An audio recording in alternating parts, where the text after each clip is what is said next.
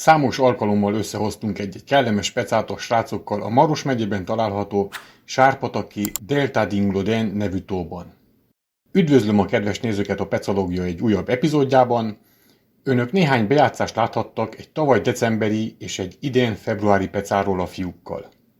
Ezen rövid és remélhetőleg a nézők számára kellemes bevezető után beszeretnék számolni egy márciusi hidegvízi horgászatról, amikor a halak étvágya nem volt a csúcson, de még így is sikerült a lencse elé kicsalni néhány szép példányt. Aztán végezetül betekintést nyújtok az áprilisi horgászatomba, amely az eddigi legsikeresebb volt ezen a tavon. Ez volt az alkalom, amikor nyugodt lelkiismerettel elmondtam én is, hogy megérkeztem. A márciusi horgászat alkalmával a 2-es tavon horgáztam. Miután elvégeztem a szokásos teendőket, feltérképeztem ólommal a mederfenéket, hogy minél több hasznos információval rendelkezzek. Természetesen az etetőanyag előkészítése sem maradhatott el, és annak alapos bekeverése, illetve megszitálása.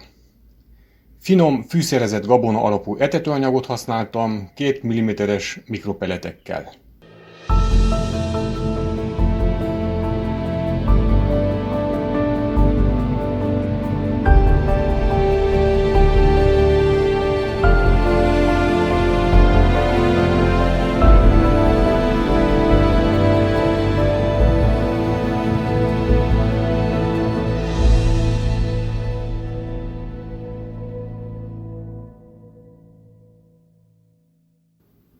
És elérkeztünk az áprilisi horgászathoz, ami valójában ennek a kisfilmnek a fénypontja lesz.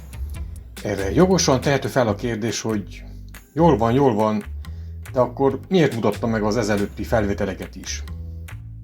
Azért, kedves horgásztársam, mert ahogy az életben sem minden mézből és selyemből áll, úgy a horgászatban sincs másképpen. Meg akartam mutatni, hogy a decemberi befagyott víz ellenére mi összegyűltünk a tóparton egy beszélgetésre. A februári hideg ellenére is kimentünk egyet horgászni, és ezek után nem gondoltam úgy, hogy egy szegényes márciusi peca eleget tenne a nézők lelki kíváncsiságának. Szükség volt erre az áprilisi horgászatra is, amikor felmelegedő vízről beszélhettünk. Még akkor is, ha mostanság ismét leült egy picit a levegő, de ne kalandozzunk el túlságosan a filozófiai síkra.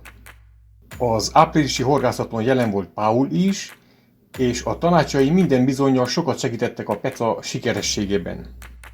Azon a napon megtanultam a dobolyelőke minőségének a fontosságát. Hangsúlyoznám, hogy ezen a tavon nem megengedett a fonott dobolyelőke használata, tehát vigyázat. Az etetőanyag ezúttal érdekesség volt. Nem viccelek. Halliszt alapú etetőanyag volt összekeverve proteindús és gabonás etetőanyaggal. Azt is lehetne mondani, hogy egy nagy lecsó volt, de gondosan kiválogatva, és azt hiszem ízlett a halaknak. Prémium anyagokról beszélünk, nem moslékról. A továbbiakban nézzünk végig együtt néhány pillanatot a horgászatról, majd utána bemutatom a halakat is.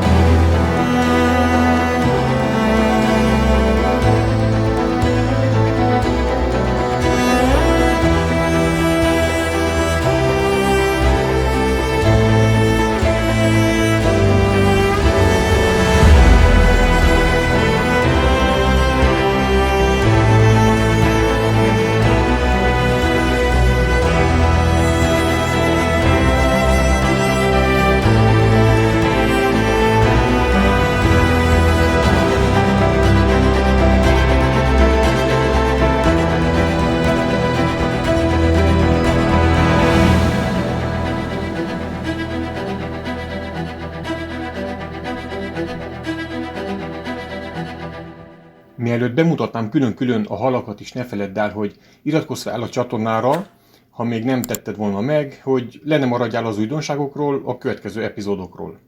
Nagyon hálás volnék, ha kifejtenéd a véleményed egy like-on-like által, és ha van kedved, írj el egy kis hozzászólást is, esetleg építő jellegű kritikát. Nagyon szépen köszönöm!